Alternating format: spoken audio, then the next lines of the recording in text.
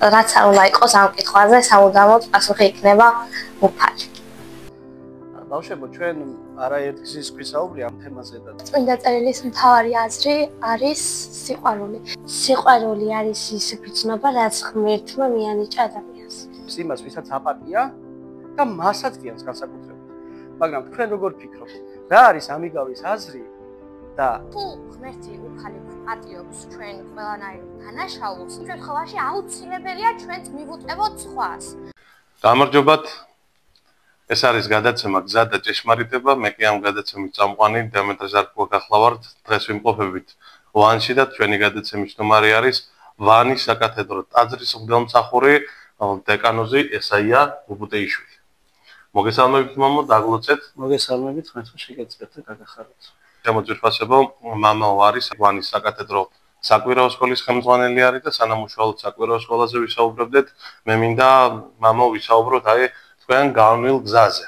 სად დაიბადეთ, თქვენი სკოლის პერიოდი გავიხსენოთ და ის გზა სანამ გახდებოდით სასულიერო პირი.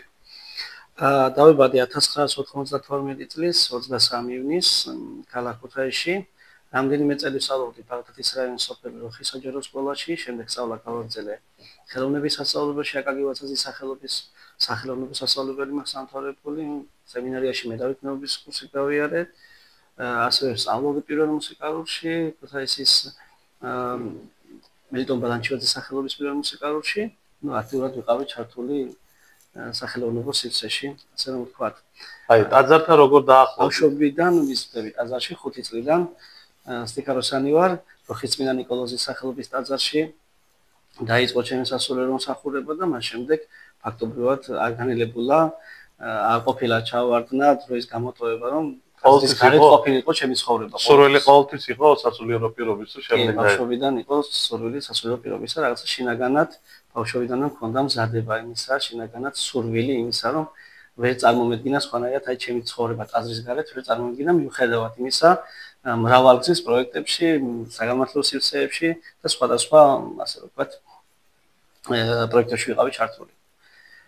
საბოლოოდ მოხდა ისე ღვთისნებით, თავის ლოცვა-კურთხევით, რომ 2014 წლის 28 აგვისტოს ხელი დამასხეს დიაკვნად, მაშინ ვიყავი 21 წლის და შემდეგ 2019 წელს კიდე მოხდა ლოცვა-კურთხევა დიაკვნადაც ამ ტაძარში მსახურობდი და შემდეგ ამ ტაძარში მსახურობ მეუღლე ანტონთან. ბატონო, ჩვენ როგორც ვიცით, ამ საკათედრო ტაძარს აქვს საკვირაო სკოლა. ამ საკვირაო სკოლის შესახებ შეგიძლიათ მოგვიყვეთ? ესე იგი, რამდენიმე წლის წინ მე ჩემ შინაგან მოწოდებად ვთვლიდი ზოგადად მოძღვრის საქმეა ვფიქრობ, საგანმანათლებლო სივრცეში მუშაობა, სურვილიც უნდა იყოს ეს თითოეული ჩვენთაგანის და არის კიდე სანაწილობრივ, ვისაც როგორ შეგვიძლია ვახერხებთ კიდეც ამას და სურვილი იყო ის, რომ ხშირად მსმენია ჩემი უფროსი თაობისგან, როდესაც არ ჰქონდათ მათ საშუალება გულისწუხვის გამოხატავენ ხოლმე, არ იცოდნენ ღმერთის შესახებ, არ იცოდნენ ტაძრის შესახებ, ხშირად გამოხატავენ ხოლმე წუხილს, რომ არ ჰქონდა ტაძართან სიახლოვე, იყო ეს პერიოდი ჩვენი უფროსი თაობის, ჩვენი მშობლების შემთხვევაში და სულ მიმაჩნდა, რომ ამ ბავშვებს მიუხედავად იმისა, რომ დღეს წვდომა ყველაფერზე შეიძლება, არავინ არ უშლის ტაძარში სიარულს, მაგრამ მიიღონ მეტი ინფორმაცია წმინდა წერილის შესახებ და რაც შეიძლება, ასე ვთქვათ, ტაძრის წიაღში იზრდებოდნენ, ხშირად თქვენ აღსარება ეზიარონ და ეს სულიერი განათლება შეიძლება ითქვას პირველი საფეხურები ბავშვებმა ჩვენთან ერთად რომ გაიარონ ცხოვრების გზაზე, როდესაც ისინი დიდასპარეს ეკავნენ, ყოველთვის ახსოვდეთ, საიდანაა დასაბამი, საიდან იწყება სიცოცხლე, ვინ არის სიცოცხლის მომცემი და ვინ არის შემოქმედი სამყაროს.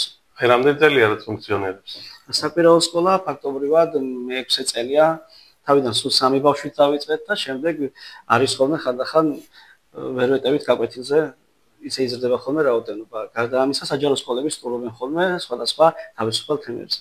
ბატონო, როგორია ბავშვებთან ურთიერთობა? მე ვფიქრობ, რომ ეხლა ახსენე საუბრის დროს, რომ ბავშვობიდან ვერ წარმომედგინა ჩემი ცხოვრება ტაძრის გარეშე და ჩემი გული, სული და მთელი გონება და არსი დაკავშირებულია ტაძართან ბავშვობიდან, ასევეა ეს საქმეც, იმიტომ რომ მე გარდა ამისა საკვირაო სკოლისა მუშაობ ვანის მართლმადიდებლურ გიმნაზიაში და ბავშვებთან, ასე ვთქვათ, ძალიან ისეთი მჭიდრო კავშირი დამოკიდებულება აქვს, მესმის მათი გულის ფეთქვა შეიძლება ითქვას, რაღაც პულსზე რო დაიჭერ ხელს, ისე მაქვს ხოლმე ვერც წარმომიდგენია მათთან ურთიერთობის გარეშე ვერც ერთი დღე ხშირად არის ხოლმე რომ აი არდადეგი როცა მოდის საფულზე სკოლები როცა ითხოვენ ბავშვები და სასვენებლად დიდიან აქ საკვირაო სკოლაში მაინც არ წყდება ჟიამული იმიტომ რომ რაღაცა თვითონაც აქვთ ეს სურვილი რომ ასე რომ თქვა მიუხედავად იმისა რომ არდადეგებია იარონ არ გაწყვეტა კავშირი და მეც ფაქტობრივად შეიძლება ითქვას რომ არც ერთ წუთს არ კარგავ მათთან ურთიერთობის ასე რომ თქვა მოკლებისთვის იმიტომ რომ ყოველთვის მინდა რომ ჟიამული იყოს ყოველთვის მინდა რომ რაღაცა ბავშვების გარშემო და ბავშვების წიაღში ვიყოთ ისინი ჩვენ წიაღში და მე მათ წიაღში და მათ გულისხმაში და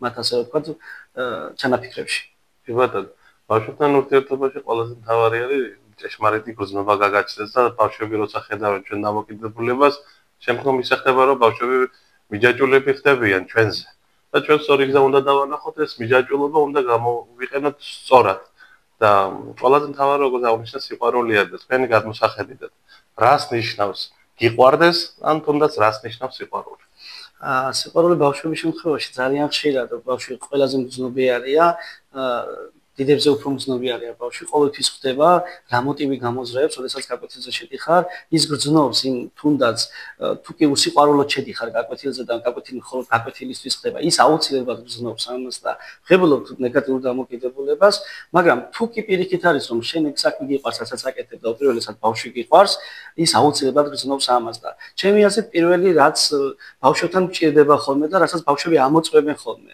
როდესაც შედიხარ უცხო პირველად დაუშვათ სხვადასხვა კლასთან ან ჯგუფთან პირველი ის არის რომ ბავშვმა მომიპოვონ ნდობა პირველი ბავშვი რასაც ეძებს არის ის რომ უნდა გენდოს და შემდეგ ამდობის შედეგად ფაქტობრივად ის ხდება შეზე დამოკიდებულიც იმიტომ რომ ის გრძნობს სიყვარულსაც სითბოსას და ისინი ყველაზე გრძნობიარები და ყველაზე სუფთები არიან და იმ ჭუჭელში ჩვენ ვიცით ძალიან ხშირად რომ ჭუჭელში რასაც ჩავასხამთ ხოლმე ის ჭუჭელიც ის მატარებელი ხდება და მის შემწოვი ხდება ასეა ბავშვის რომ ის უტავს ყველაფერს და რა თქმა უნდა ჩვენც სიყვარულით უნდა მივცეთ ყოველი სიტყვა დადებითად უნდა იყოს ბავშვი ასე ვთქვათ დამუხტული ყოველი გაკვეთილის შემდეგ ყოველი შენთან შეხვედრის შემდეგ უნდა უხაროდეს შენი დანახვა უნდა ეცადო ამას პირველი რაც მქონდა რომ უნდა უხაროდეს ბავშვი დანახვა უნდა უყვარდეს ის რისაც აქ მოდის უპირველესად შემდეგ წმინდა წერილის სწავლება შემდეგ აქ სხვა ცხოვრებისეული მაგალითები და სხვადასხვა თემებზე საუბრები აი როცა ქმნით ამ ყველაფერს მე ვფიქრობ საკუთრებით რა თქმა უნდა აი აუცილებლად არის როცა რაღაცა საქმეს იწყებ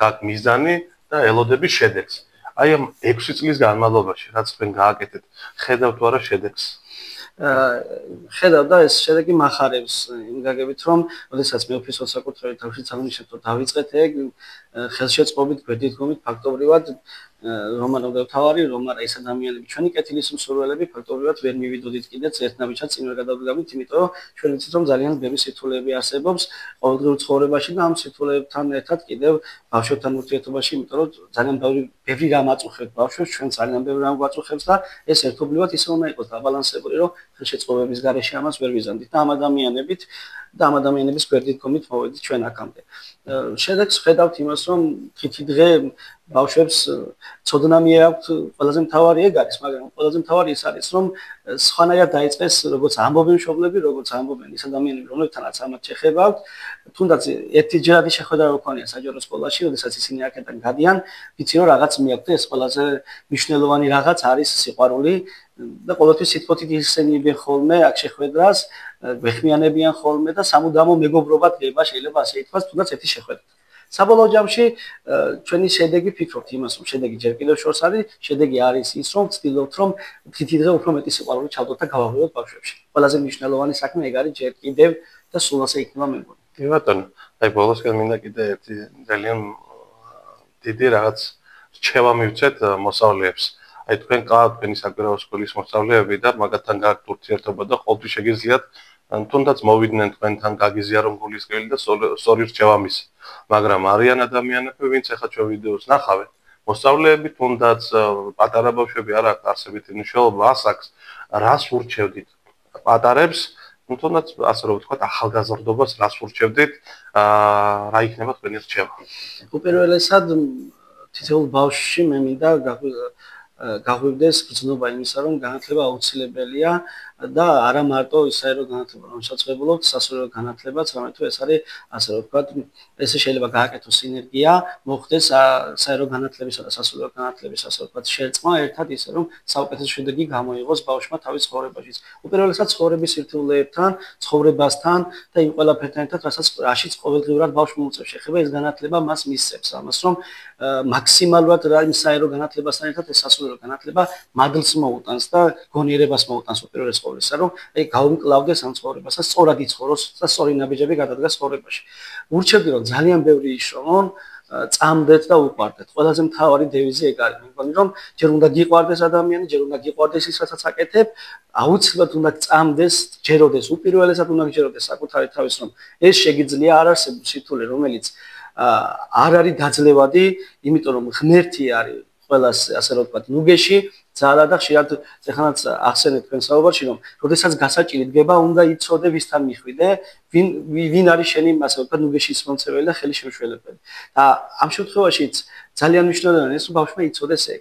და მე ვაძლევ რჩევას, ჩემ მოგზაურებულ რჩევას ბავშვებს, მინდა რომ ვიცხოვრონ სიყვარულით, იშრომონ ძალიან ბევრი და იყვნენ გონიერები და დაკვირვებულები ცხოვრებაში. წამდეთ ადამიანის საკუთარი თავის და ღმერთის.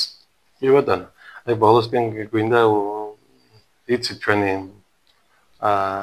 წამსი მართლმადიდებლური გვერდის შესახებ სტუდია წამსის შესახებ და ვცდილობთ რომ აი ჩვენი წილი საქმე აღვასრულოთ, სანამ გვაქვს ამის შესაძლებლობა და ღვთის სიტყვა მივიტანოთ ადამიანებამდე, ჩვენ ძალიან ბევრი გამომწერი გვყავს და მინდა აი წარმატებები გისურვოთ, დაგლოცოთ და აი ასე მოგვეფეროთ თქვენი სიტყვები. ძალიან ხშირად როდესაც ვაკეთებთ ხოლმე აქ გადაცემებს, ხო, ხშირად მიფიქრია ხოლმე, რომ რამდენად არის საჭირო და უშუალოდ თუნდაც ისტორიული გადაცემები, თუნდაც პედაგოგებთან როცა ვაკეთებ ჩაწერას მოძღვრებთან და ასე შემდეგ.